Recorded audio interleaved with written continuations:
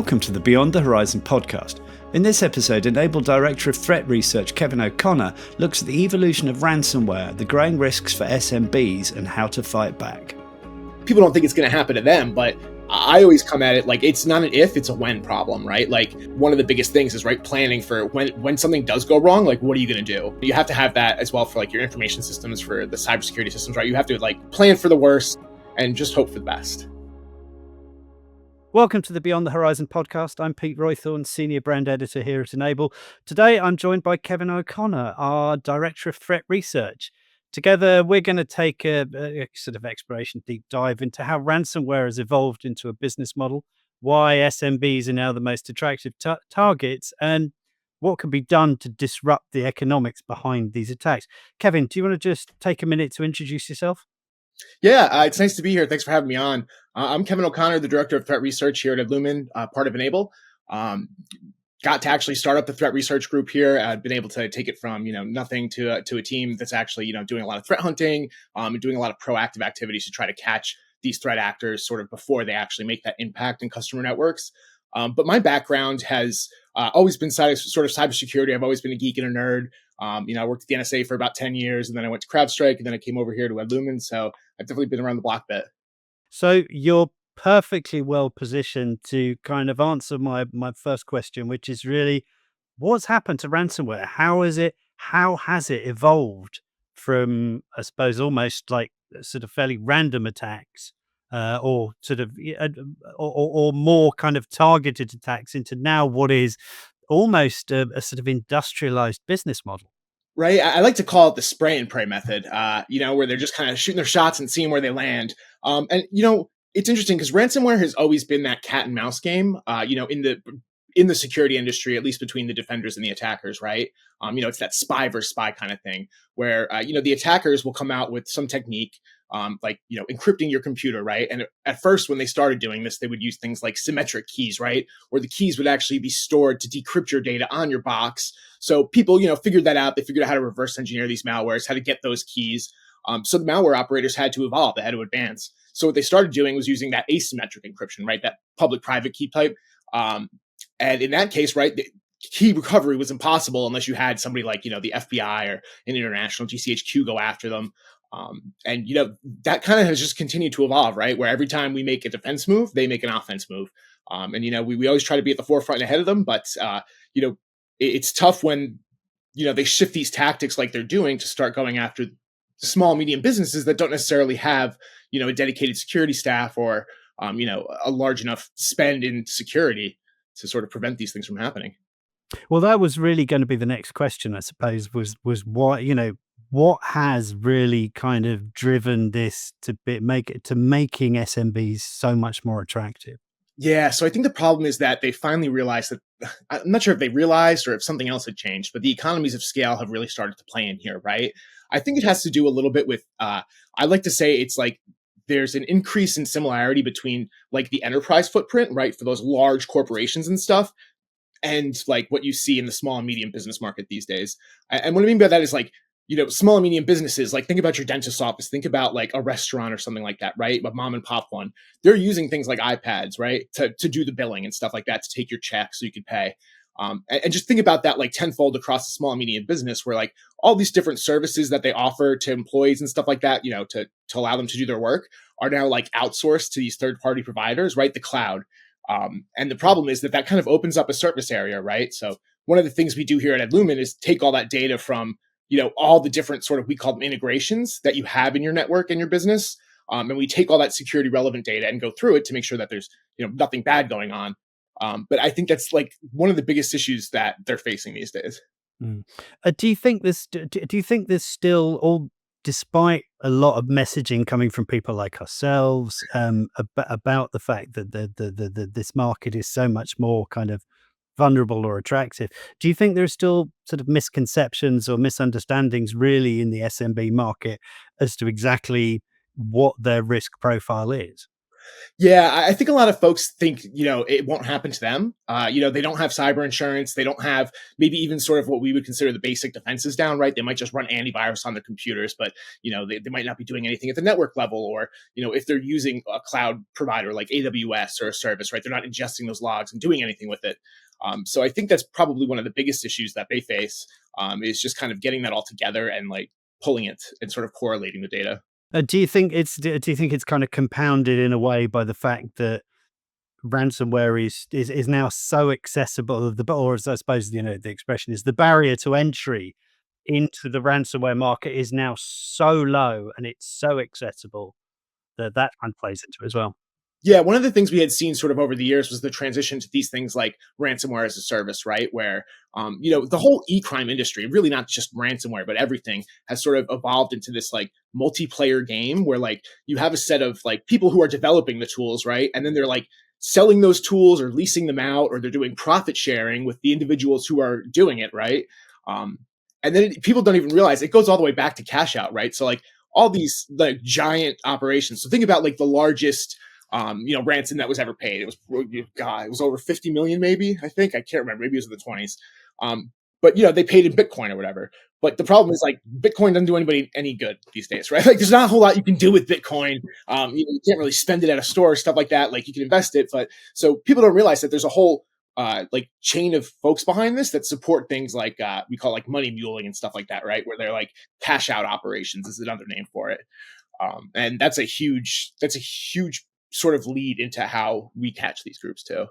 Okay, and you talked about the ransomware payments there, and one of the things that the threat report, or our recent threat report, came out with, or uncovered, or highlighted, I suppose, would be the best way to put it, that fewer people are paying ransoms, and the fact that ransoms are dropping. What's driving this particular trend, and is this good news, really? Yeah, I mean, this was only the first or second year where we saw, I think, ransoms trend downwards, and it didn't trend downwards a whole lot in terms of like total amount. It was down, I think, slightly, but we didn't see the increase that I think you typically see. I think that's probably to do with the security industry changing, and like not the security industry as much as just the technology industry, right? People realize that this is an issue. And what I meant to say before is like people don't think it's going to happen to them, but I always come at it like it's not an if, it's a when problem, right? Like we run incident response out of threat research and right now, and like one of the biggest things is right planning for when something does go wrong. Like what are you going to do, right? Like everybody has the emergency plans in their mind for when they're when something bad happens in their life or something, right? But you have to have that as well for like your information systems, for the cybersecurity systems, right? You have to like plan for the worst and just hope for the best. And do you think this kind of one thought that kind of came to me as you were talking there is like, because you're talking the overall levels of ransomware are they they're kind of heading upwards really still, aren't they? Yeah, I mean, I think you see across sort of globally, it's still increasing. I think even in the U.S., we're still seeing an increase, and I think the reason is that they've seen that, like I said, the economies of scale, and like they realize, hey, I can go after one large business, maybe get the ransom. There's 50% chance I get a payout, for $20,000 or $1 million, or I can go after 100 small and medium businesses that have a lot less defense. They have what I like to say is like that equal footprint, right? There's an increase between the two. Um, and they don't have that security spend. They're just like in a bad position, right? So they're targeting the most vulnerable. And I mean, this is what happens, right? Businesses are just getting taken advantage of, right? It's every day, every week I'm seeing ransomware take a business. And is it kind of, what I think the point, the thought that was going on in my head, and you're sort of alluding to it there, is like, yeah, you can hit a small number of big businesses for a lot of money, or you can drop the ransom and go after a ton of smaller businesses. And the other thing that I don't think people talk about enough with this is part of it's also a strategic decision to stay out of the public spotlight and to stay out of authorities' sort of, eyes, right? They want to stay under the radar as much as they can. Like even like if some of these groups know that these threat actors exist, they might not necessarily be putting the resources into sort of pursuing them and taking them down from like imagine like an FBI sting type thing. But especially when we've seen these cuts to CISA and stuff right recently. But they don't realize that like this is a strategic move on their part, in that like when you think about the colonial pipeline, right? The first thing that those ransomware actors did was say, "Oh, we didn't mean to do that," right? Like that was a mistake. That wasn't like we weren't trying to take down your pipeline. Like that was not the intentional move that they were doing there. And I think we're seeing things like that. Hmm. And are you do you think the sort of growth in the growth in focus on cyber insurance, and also the sort of, I suppose, the rise in regulations and forcing people to have certain kind of security standards, is this kind of playing into the market at all? Is this kind of having an effect on the attackers? Oh yeah, I mean, it does actually. I could tell you a really good story about a direct way it impacted. So we actually ran into a customer who, I think they had just onboarded with us, and it turns out that they had ransomware in their environment already, kind of saying they're dormant. And when that happened, they actually like when we started cleaning it up, we actually got pinged by the ransomware actors, not us, but like their IT staff at the time, got pinged saying like, if you don't pay us, we'll report you to the SEC. Because now there are fines and things like that depending on what jurisdiction you fall in and what's going on. If you don't disclose within 72 hours, and that changes globally, but it's a big issue that they're running into. Yeah. And are the attackers changing their tactics? How have you seen things change over the past 12 months or so? Yeah, I mean, like we've seen the general move towards like what we like to call living off the land, right? So there's all these lol bins, the living off the land binaries that are used. So attackers will tend to minimize their own personal tool usage wherever possible and opt for like open source variants or things that are already local onto the machine because it helps them blend in with like normal traffic, right? Like it's hard to distinguish when an administrator is using a tool, to access a remote desktop to troubleshoot it from when a threat actor is pivoting from a machine to another machine on remote desktop, right? You have to look a lot deeper and figure out exactly what was going on, especially the steps before it. So I think that's definitely played a key part in it. Hmm. And what, so just switching slightly, what are you seeing out in the field at the moment? What are the most common types of attack? Yeah, it's phishing still. We see a ton of phishing, right? So phishing, phishing. Definitely a decrease in those SEO optimization links and stuff like that that we used to sort of warn about. Like I've been seeing a lot less folks clicking on these links to like websites that have like a bad version of the software they're looking for. Like, it'll still install whatever you're looking for, but it installs something a little extra. We don't see that as much where like those top, those bad sites are showing up in like the top results of Google. But, more folks are also using AI instead of Google and things like that as well. And of course, like AI has played a huge role into this, right? We're starting to see the rise of like AI based social engineering. And it just gets scarier and scarier every day with it. I like to do a demo where I like clone my voice. It takes one 10-second sample and up to five, and then it just gets better and better. And how many podcasts out there with me on it? You could call my mom and be me, no problem. Um, so it's definitely, I mean, like you could pick up on it, right? But I've also talked about how like really advanced threat actors will use tricks as well to help. So like some of these voices, the cloned voices and stuff, don't sound as natural as they should, or they sound a little tinny. So what you can actually do is take a like a bandpass filter and like actually like lower the high ranges and raise the low ranges. So it sounds like one of those POTS telephones, the plain old telephone system where it's, corded and it's got that compression going on. So everybody sounds a little bit fuzzy. You can use that to mask some of these issues as well. Yeah. Yeah, it's kind of, it is terrifying, really, the fact you think, I mean, I'm the same as you. There's kind of like there's enough of my voice out there for people to clone me pretty easily, although I'm not sure what they benefit from doing that, but Yeah, I mean, they do advise, and I guess I have it with my wife, and I have it with different members of my family to have like that safe word, right? Like, I think it started becoming popular in the 90s, like stranger danger, right? But like, a word that like when you say it, like they know it's you, or like they don't, it's one of those things that like you have to know. yeah, no, So I think definitely that's kind of sound advice, really, when you look at how simple it is to do this and to clone yeah, and to clone. And I know some of the video technology out there now is just getting ridiculously accessible. that's the one area I have not played in yet. I do AI all the time. I run my own instances and stuff downstairs, and I just all sorts of AI fun. But I have not delved into the video world yet. That's just too much for me, too real. I'll be sitting there making movies all night. Yeah. So I would just let's just kind of switch tack a little bit now, because let's kind of look at the kind of defense side rather than just the attack side. So with all these threats coming at the SMBs, what are the most effective defenses that they can use? Number one, I always say is employee training and awareness. People can't defend against what they don't know. So, especially when we talked about how phishing is like one of the easiest ways to get people, like, teaching people not to do that is going to be the thing.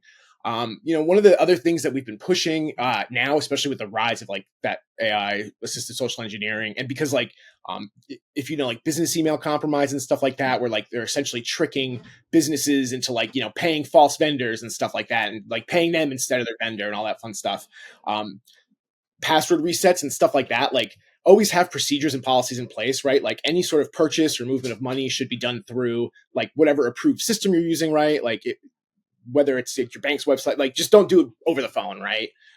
Or because an email was sent to you, because we all know emails can be spoofed, things like that. So, you really have to now rely on policies and procedures. So even something like I said, a simple password reset, right? Like the way we handle it is like your manager should. Like we usually recommend like your manager is the one who has to approve that password reset, right? Because they can talk to you, they can know it's you, and then they'll go ahead and request it and get it for you. Because otherwise, it's just like the old ways you used to do it. It just doesn't work anymore. And what are you seeing kind of any, I suppose, any common mistakes out there as well that sort of, obviously if you're, the amount of businesses that we're dealing with on a day-to-day basis, is there anything that is really sort of an obvious general mistake that a lot of people seem to be making? Yeah, you know what? It's knowing where your data is, what's the value of that data to your business, and what are the consequences of either loss or exposure, right? Security also includes things like data recovery and backup, right? Availability is one of the core sort of tenets of security, along with confidentiality and integrity. So, like making sure that you have everything sort of like set and practiced is also going to help you. But I think that, between those two things, you're probably better off. So yeah, it's great. So, I mean, but what do you think it'd really take to disrupt the ransomware economy and really shift the advantage back to our side? Yeah. So, listen, things can always change. There's always an invention that's sort of coming down the road that can, change the industry. Quantum cryptography is on the verge. How is that going to change things? But I think one of the biggest problems that we run into is sort of that law enforcement angle, right? Nothing's going to change until policies and decision makers, have the reach, have the resources to put behind sort of going after these groups. I use these websites every day. I'm on the dark net, probably on a bunch of lists because of it. But when I'm going through these sites, not only are we seeing like super crazy stuff for sale, like supposed access to Interpol, or people's passports, like legitimate passports from EU citizens that you can use, or like they could supposedly make you a fresh one. So one of the things that we actually see a lot is on these sites when you're going through them is they'll say like you can't do any sort of attacks against like Russia, North Korea, like the friends, right? Like the U.S., the Western nations' enemies, right? Like that's where these people are running out of. That's sort of where their safe haven is. They get protection by not going after them because they live there. So Putin and all them are happy to have them sort of run amok in the Western world, and make money off it and bringing it to the Russian economy and all that, right? Like that's why like the muling thing is so much easier for them because like it's kind of implicit, like they're allowing it to happen because they won't go after it, right? It's not like we could just the FBI is not going to give the FSB a call and say like, hey, you got this guy who's running like this big darknet ring, like can you take it down? They're like, no. So they have to resort to things like tricking people into leaving the country or getting them when they're in an airport transiting to somewhere else or something like that. It's the only time that we really have to sort of catch these folks. One of the big ones I recently saw actually involved it was Spain, Italy, France, and the U.S. Just to interdict this one group, one person or two people. You touched there a little bit on the dark web. Has that environment changed? Because I know traditionally the dark web was kind of like was this place this place the mythical place that you go to get all this stuff. But what I hear from other security professionals these days is that you go on most of these sites and you're likely to get nicked by the FBI anyway because they're all running them. So it's kind of like what's going on in that environment? Because that kind of fascinates me. Yeah, as somebody who sort of lives and breathes it, I'd say it's a lot less fun than it used to be, and a lot less interesting. I think the novelty of it had kind of worn off. Back in the 2000s and 2010s, we saw, or really the 2010s, we saw groups like LulzSec and stuff, right? Like where they kind of like kind of like the Joker and Batman. They made crime into a game, and I think like you don't see that kind of stuff as more. It's almost like more corporate and business. Like you go on the darknet to buy your drugs, or you go on the darknet to buy your ransomware. You don't go on the darknet to browse the web usually. People still use it. People forget Tor was actually partially funded by the U.S. I think it was Navy or State Department to enable people who are in countries that don't let them have free access to the internet to get access to the internet. That's why the whole thing existed. So I think it still exists for that, but I don't see as many people using it. I will say a lot of these darknet like leak sites and stuff actually have like public URLs that aren't on the darknet as well. Even most bizarre sites and stuff like that, like they have a .link address or something like that, right? When you're on it, it'll forward you to the whole Tor network and stuff, and it figures it out. But yeah, I think it's less core. Yeah, but it's interesting you talk about that shift to being a slightly more corporate thing because that ties back into the whole concept really of sort of ransomware itself, which we're talking about becoming more of a business thing. Is this, is this generally happening across cybercrime? Is everybody becoming a little bit more business focused with it? It's happening across the world all the time, man. I think we see it all the time with different things where, something starts out and then it just becomes this big business, right? People figure out that there's money in it and that drives it, right? Money drives things. So, that's what it is in the end of the day. Yeah, I'd say you do have these situations where certainly, either the ransomware producers have run, run help desks, run, support desks, all that kind of stuff is really going on. Yeah, I mean, like people have to think about like just beyond the ransoms that are paid and stuff like that. Think about the cost in business downtime, right? Think about the hundreds of businesses, or a lot of them at least, who have suffered a ransomware attack and not come back from it.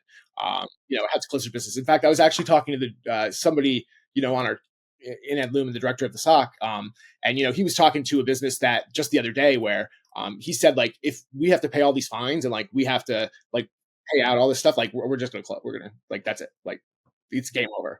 And these are real things, right? Like, and the problem is like by the time it happens, it's too late. You can't go back. And that's why I always say and push, right? Like plan for the worst, hope for the best. And know where your data is, know what's important, and know how to protect it and keep it safe. And at least so if something does get leaked, you at least know what was leaked, right? That's the first question I always ask people after their breach is, okay, we figured out what machines were compromised, how much data was sent out, things like that. It's like, okay, what did the user have access to? What's on that box? Like, what is your legal, like if it was in the legal department, like what's sensitive there, right? Like you have to sort of ask yourself that and like keep a running list, right? Like you should, if your organization's large enough to have like a chief knowledge officer or something like that, right? Like make that part of their job. Um, there's options. Yeah, yeah. And so, just to kind of round the conversation off now, I think, what, if anything, I mean, gives you hope for the future of SMBs and cyber resilience? I think it's the fact that there's just a bunch of people out there that are really dedicated defenders, right? Like, as much as it's cat and mouse guy, for every black hat, there's a white hat out there. I always say like, the things that I got to do at the NSA, right? It was either you do it at the NSA, the FBI, or prison. And there's always going to be people who choose the right path, and there's going to be people who choose the wrong path. Kevin, fascinating conversation. Thank you very much for your time. Yeah.